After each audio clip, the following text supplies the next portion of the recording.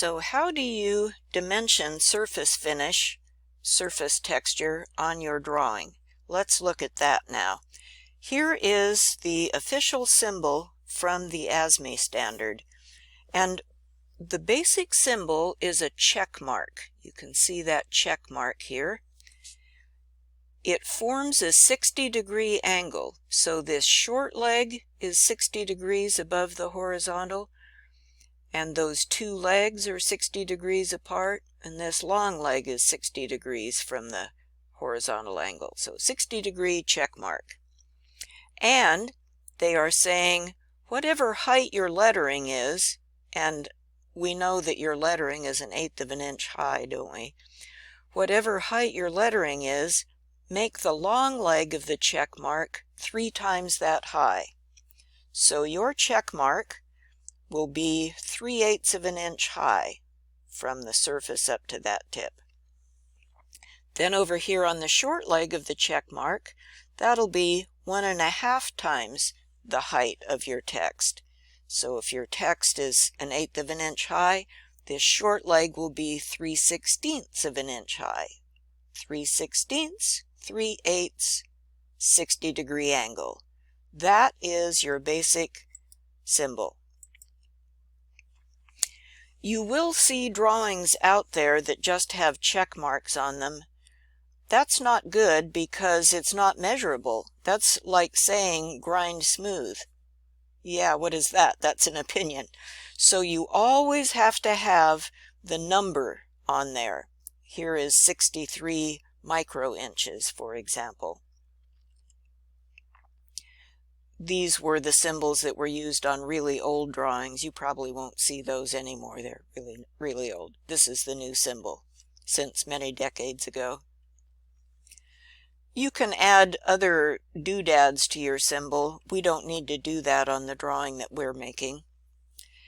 And the ASME standard says place this symbol on every view where the surface appears as an edge. So if this top surface is the thing that's going to be machined and get a surface finish on it, in the drawing you'll have a front view and a side view, and both views will have the surface finish symbol. And then he doesn't show us here, but then we'd come along and add the number, like 63 for example, in each one. If you have a part where the entire part needs to have a particular surface finish, then you can write FAO, which is short for finish all over, and you would then write the surface finish number. So you might write finish all over 63 microinches, for example. Well, thinking about this showing the check mark on every view where the surface appears as an edge, at first you might think, wait a minute, isn't that a duplicate dimension? And it turns out, no, the thinking is a little bit different because this roughness might be different in the two different directions. We'll look at that in a second.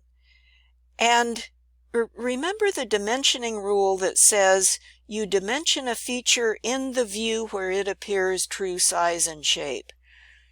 When you look at the edge view of that surface, that is the view where that surface roughness appears true size and shape. So that's why it is logical to put that symbol on every view where you see that surface. This is a copy of the image from the ASME standard. They've made these things pink, but never mind that. Showing the locations where you're allowed to put finish symbols. And you can see there are a whole lot of choices.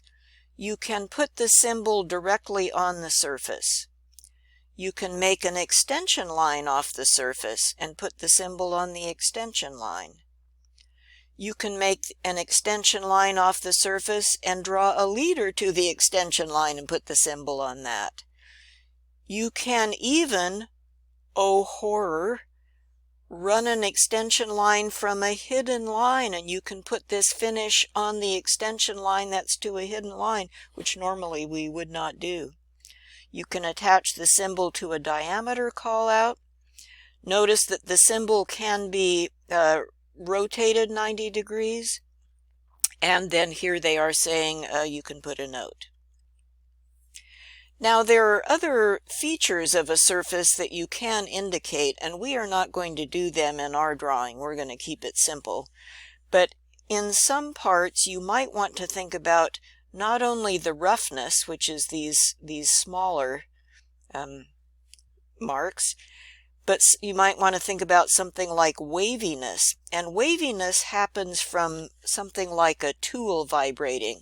So you'd get the roughness marks from the cutting of the tool, and then you'd get a larger wave from the vibration of the tool. And if you want to tell them about that, then you add this stuff here. There's a line at the top, and that's where you put the waviness information. We'll also go look at this lay symbol here. Lay refers to what direction do you want your finish to go, depending on whether they're using a mill or a grinder or what they're using. If it's important to you that those marks be perpendicular to the surface where we're looking at the edge, then you put a perpendicular symbol down here below and to the right of the check mark.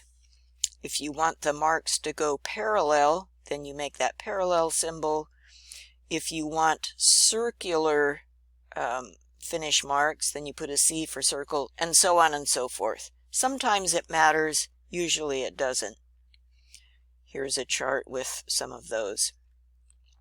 And now, so that you have the source document, here are some pages from the actual ASME standard itself. So here is them talking about how to make that symbol.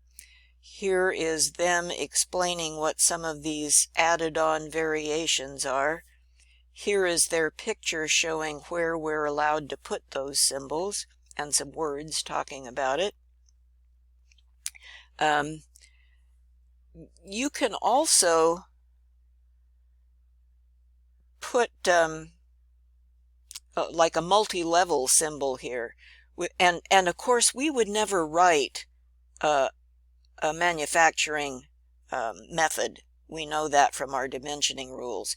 But what they're trying to communicate here is that you could then give various surface finish numbers on this symbol. So what we're going to do for our assignment is we're going to get that bushing that we drew in our previous assignment. Remember, we put clearance and fits tolerances on that drawing. And we will apply a couple of surface finish symbols to the bushing. We won't fool with the other parts, but we'll do the bushing. And what your assignment says is on the inside surface of the bushing, make that a 125 microinches. On the outside surface of the bushing, make that a 63 microinches. So what we are seeing is that this outside surface that's going to have a press fit into that hub needs to be smoother, and this inner surface that's going to have an axle sliding through it can be rougher. For these surface finish symbols, I recommend that you draw your 60-degree check mark with the height at 3/16 and 3/8.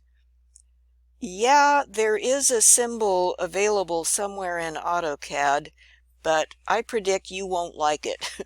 And the reason you won't like it is because it's not really a symbol made of lines, it's a piece of text, and the insertion point is not on the point of the check mark, so it's just annoying, is all.